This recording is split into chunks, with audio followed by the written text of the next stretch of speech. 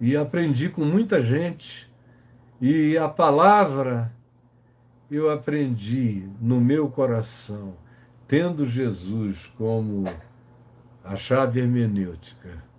Tudo que eu li de todas as coisas, e tudo que eu leio de todas as coisas, tem que passar por esse filtro de Jesus. Se passando pelo filtro, o que passa é evangelho, o que não passa, eu não quero para mim. Isso em qualquer âmbito, isso em qualquer conclusão, porque eu descobri cedo uma coisa na vida, que se Jesus é verdade, tudo quanto seja verdade em todas as dimensões da existência tem que ser coerentes com os princípios ensinados por Jesus. São princípios éticos, são princípios espirituais, mas são princípios também que descrevem o modus operandi do universo, da criação, da natureza. E eu busco absorver tudo isso, deixando que Jesus seja a chave hermenêutica. Por alguma razão, devem estar por aí, mas eu não estou vendo. Ah, chegaram, está aqui. Ó. Caio, curso Sociologia. Essas leituras que você fez, eu fiz também.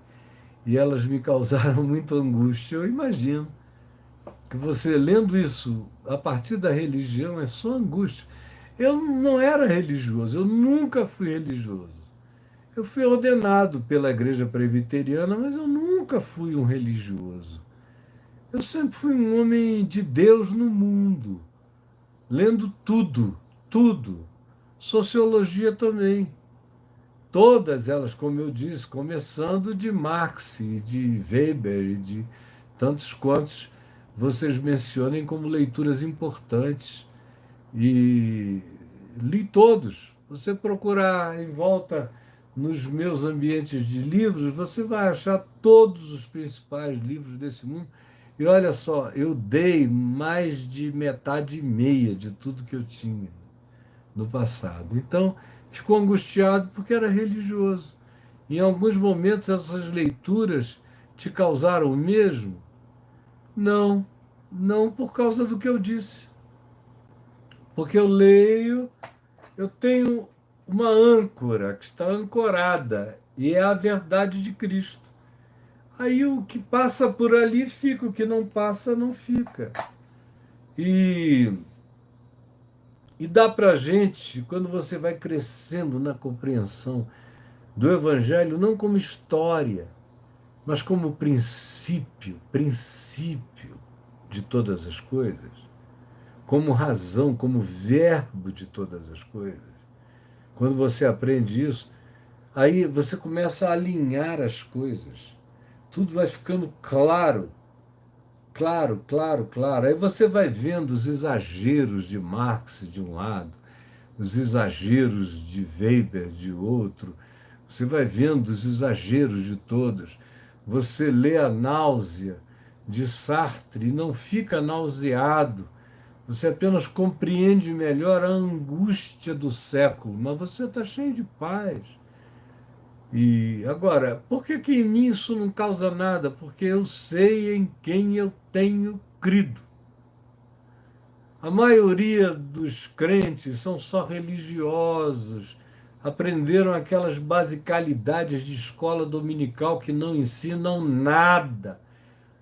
Eles têm tanto medo quando chega a hora do garoto ir para a universidade, porque eles sabem que eles não têm competência para pastorear um universitário que depois se pós-gradue. Não tem. Se o garoto não for crente de si mesmo, eles não vão ter palavra, nem resposta, nem ministração para eles. Por isso é que eles sofrem tanto quando não deveriam sofrer nada. Eu me considero como cristão, como direito, tendo o direito de primogenitura de todos esses conhecimentos, porque Jesus é aquele em quem estão ocultos todos os tesouros da ciência e do conhecimento. Então, tem ciência nova? Estou lá. aprendendo, crescendo, ajudando meus filhos, meus netos, quem sabe daqui a um tempo meus bisnetos. Já tenho neta de 22, ela me prometeu que eu não morro sem bisneto. Quem sabe?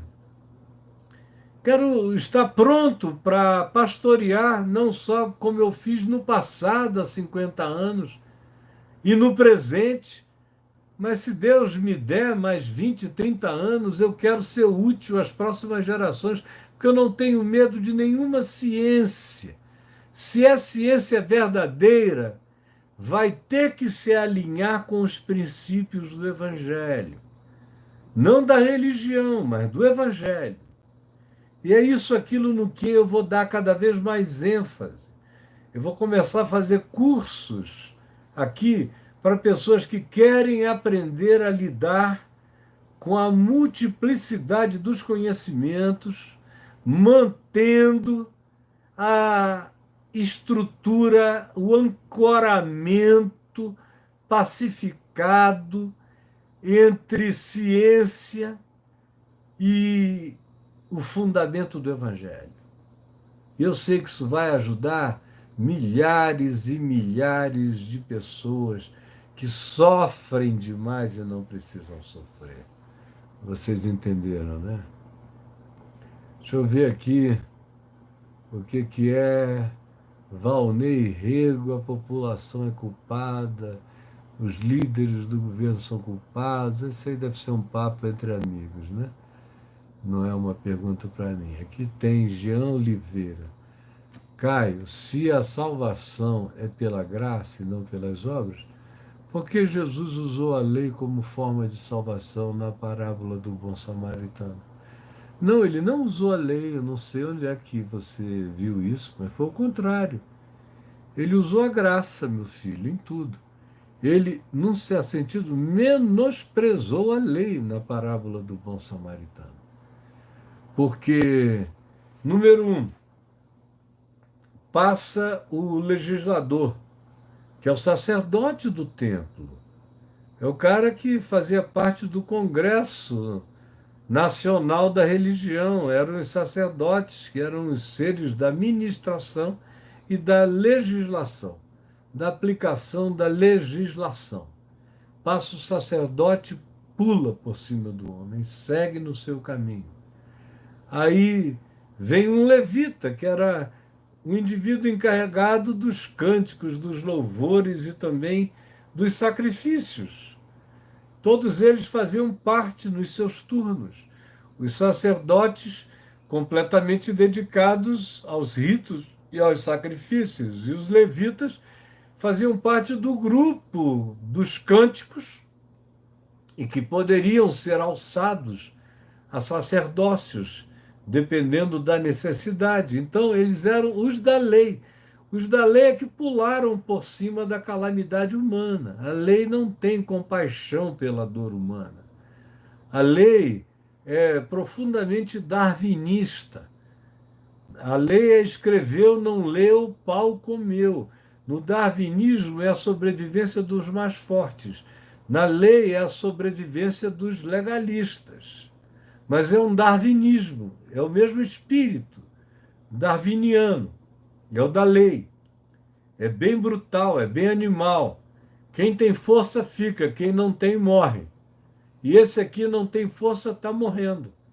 Aí vem o cara mais desprezado pela lei, que é o samaritano, que os judeus nem consideravam irmãos há muito tempo, tinham se separado deles, diziam que eles eram os seres mais abomináveis daquela época.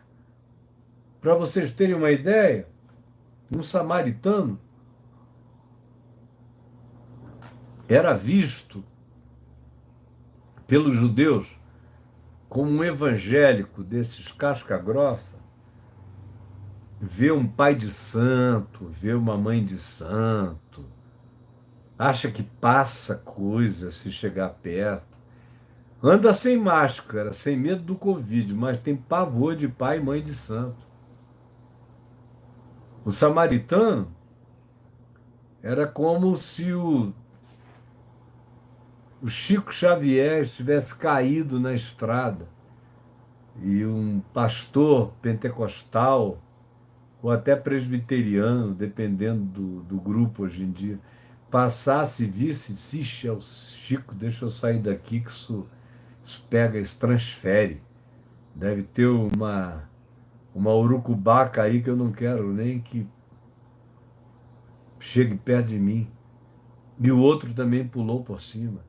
Ou era como se estivesse ali um monge budista, com todo o aparato budista. A maioria iria passar por cima. Talvez dissesse até uma palavra ainda: está caído aí no chão porque não segue ao Senhor. Se fossem os crentes de hoje, iriam amaldiçoar o homem caído, com absoluta certeza. Então veja, aí vem esse maldito, o samaritano maldito, vem no seu caminho, olha, vê um ser humano caído, não quer saber se é judeu, se é samaritano, se é idumeu, se é de qualquer que seja a natureza, ou país, ou etnia, não quer saber de nada. Só é um homem caído. Aí aquele, o pai de santo, o médium, o monge, samaritano, considerado herege pelos crentes judeus, um cara que já carregava uma escatologia do inferno grudada nele como declaração de maldição judaica, como se fosse a dos crentes de hoje.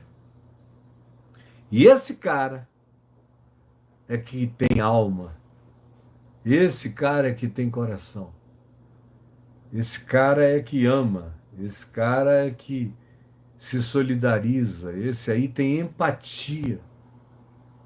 Empatia. Ele não tem medo de nada. E o que é que ele faz? Ele não se preocupa com os assaltantes, ele não se preocupa com coisa alguma. Ele para num lugar onde alguém tinha sido assaltado e os outros pularam por cima, porque também não queriam o risco de nenhum assalto, nem nada. Ele tem uma empatia mais forte do que a morte para. E olha só a ordem, meu filho, você que falou, por que que Jesus usou a lei? Se vocês conhecessem as singelezas do que acontece ali, vocês iriam ver que é totalmente o oposto. Já é o oposto até aqui. A lei mandaria que não se fizesse isso. O samaritano, que na história de Jesus é Jesus mesmo, como ele agiria com as pessoas, sem preconceito, com toda a misericórdia, que foi como ele agiu, como ele quer que a gente haja. O samaritano pega e passa primeiro, lava, limpa, e primeiro passa óleo. Você já notou isso? Primeiro óleo na ferida do homem. Isso não faz parte da higienização normal. Ele passar primeiro o óleo e depois passar o vinagre para limpar. Normalmente se passa primeiro o vinagre para dar aquela lavada geral, para dar aquela limpada, depois é que vem o óleo. Mas Jesus inverteu a ordem. Primeiro é o óleo, primeiro é o alívio, é a graça, é o acolhimento. Depois vem as consequências que vão sendo limpadas, tratadas, e no fim se diz que ele, o samaritano, pensou, curou, fez curativo em todas as feridas do homem. E aí sim o leva a uma estalagem, o coloca lá e deixa um dinheiro, uma grana adiantada, muito dinheiro, e diz: olha, está aqui o dinheiro, cuida dele, faz curativo, estou pagando tudo até eu voltar.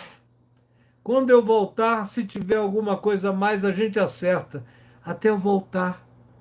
Porque, eventualmente, aquele indivíduo, isso aqui agora é especulação minha, eventualmente ele fosse botar o indivíduo sobre o seu animal e levá-lo para sua casa ali do lado, em Samaria, provavelmente em Siquém ou em alguma daquelas outras cidades vizinhas da Samaria. Então, onde é que entra a lei de Moisés aí, ou lei da sobrevivência, a lei darwiniana, qualquer que seja a lei, senão a lei da graça, a lei que para, a lei que não julga, a lei da vida, a lei da liberdade, a lei do amor, a lei da misericórdia, a lei de Cristo, que inverte a lei de Moisés e aonde ela diz mata, Jesus diz cura. Aonde ela diz apedreja, Jesus diz abraça. Aonde ela diz vinga-te, Jesus diz perdoa. Aonde ela diz algo, Jesus diz eu, porém, vos digo. Então, meu filho, eu sei que você está chegando e não está sabendo muito das coisas ou está lendo as coisas erradas. Tem muita gente por aí que quer fazer de Jesus o capitão da lei, mas ele não é. Ele é o Senhor da graça. E se vocês entrarem no meu portal, ou aí mesmo no canal, nesse canal no YouTube, escreverem lei ou graça na parábola do bom samaritano, vocês vão encontrar muita coisa legal para instruir vocês. Caio, por que os evangélicos buscam facilidades e temem o sofrimento? Ai, meu Deus, porque eles foram treinados na teologia da prosperidade. Teve um tempo, quando eu me converti, a grande glória dos crentes era ser perseguido. Os crentes se sentiam em glória, como lá no livro de Atos Apóstolos, nos primeiros capítulos, quando eles regozijavam o nome do Senhor por estarem sofrendo por aquele nome. Quando eu me converti, ainda era assim, eu ainda vivi isso. Fui muito maltratado e recém-convertido, muito tentado, porque a tentação era partir para cima e quebrar o cara todinho, alejar o sujeito, virar o braço dele, torcer a perna, quebrar tudo, arrebentar com os ligamentos. Eu era recém-convertido e eu tive que esmurrar o meu corpo, reduzi-lo à escravidão, porque me provocaram para ver se eu saía do sério. E eu agarrado ali a Jesus. Aí tinha um cara na televisão Amazonas, onde eu comecei a fazer os meus programas, em 74, chamado Wilson. Eu não sei nem se ele ainda vive. Depois tudo mudou, mas ele me odiava, eu não sei por que aquele homem me odiava. E ele me odiava. Eu comecei a fazer aquele programa, não sei se é porque eu era doidão na cidade, pegador de mulheres, maconheiro, tomador disso, e de ayahuasca, e lá, e bababá. Não tinha medo de nada nem de ninguém, fazia só o que eu queria, encarava qualquer um. E agora estava convertido igual um cordeiro. Não sei se era por isso. Não sei se eram essas informações. Não sei se ele achava que era um tempo curto demais para as pessoas me engolirem como cordeiro, já que eu tinha sido só um lobo voraz. Mas nunca quis nada com crente, nunca peguei menina crente. Eu respeitava, eram ovelhas do meu pai, digo, não, não vou pegar não. E, e quando me converti para valer. E esse cara me odiava. Teve um dia que eu estava com o braço assim para fora, abraçando uma porta de estúdio, falando para dentro, dando um recado. Eu acho que era para o pessoal do Mensageiros da Verdade, era o grupo musical do meu programa Jesus Esperança das Gerações, na rede amazônica de televisão, antes do Paripensa. Então eu com o braço aqui, eram aquelas portas imensas para cortar o som, e aí ele veio, ele agarrou a porta e ele veio e deu com a porta aqui no meu braço. Não era, claro, esse braço fininho de agora, né? Um braço grosso, malhado, eu ainda estava inteirão, e aí, pá, pô, eu tive o reflexo só de botar o músculo Não deu para tirar e foi a paulada, depois ficou tudo roxo e a contusão foi violenta. E eu olhei para ele, e ele gargalhando assim para mim. E eu olhei e falei: Deus te abençoe. E vocês sabem que aquela alegria primitiva tomou conta do meu coração ser cheio de alegria. Assim como quando começaram a me amaldiçoar, porque agora eu tinha me convertido, alguns ricos da cidade, por razões diversas, todas vinculadas à mulher e briga, de rua, e pau cantando, e gente sendo posta em estado de desmaio, com ódio quando eu passava, me xingavam, mas o meu coração se enchia de gozo. E foi se enchendo mais ainda quando muitos deles foram se convertendo à palavra.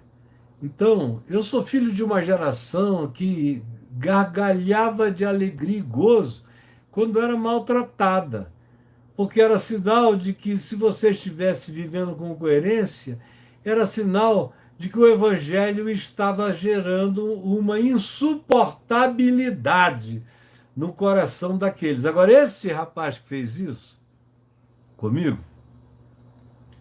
e eu todo dia dava bom dia e dizia Deus o abençoe, e ficava com ódio, e subia as escadas me xingando, me mandando para tudo que é lugar, e eu não sentia nada.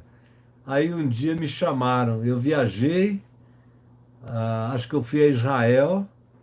Quando eu voltei, fui a Portugal, fiquei boa parte do ano de 77 fora de Manaus. E quando eu voltei, já pelo fim do ano, me disseram que ele estava muito doente em casa, quase à morte, queria me ver. Aí eu corri lá, na casinha dele. Cheguei lá, ele olhou para mim e falou: Me perdoa, é que eu não podia admitir que um homem que tinha vivido como você viveu pudesse se converter e ter uma vida santa. Eu não acreditava, achava que era uma farsa. Mas agora eu vejo que é tudo verdade, eu estou morrendo. Eu queria que você orasse por mim. E aí eu o perdoei, disse que ele nunca tinha sido outra coisa a não ser perdoado e amado. O ungi com óleo em nome do Senhor, impus as minhas mãos sobre ele, orei, e o Senhor o curou, e ele se levantou, ele se ergueu, e voltou a trabalhar, e ficou ali me servindo, que eu não podia nem chegar, que ele já estava ali me trazendo coisas e ajudando aqui. O que que você está precisando? Virou o oposto. Então é por isso, amigos, é porque o pessoal aí é algodão doce, é Nutella, eles não são raiz do evangelho mesmo na vida.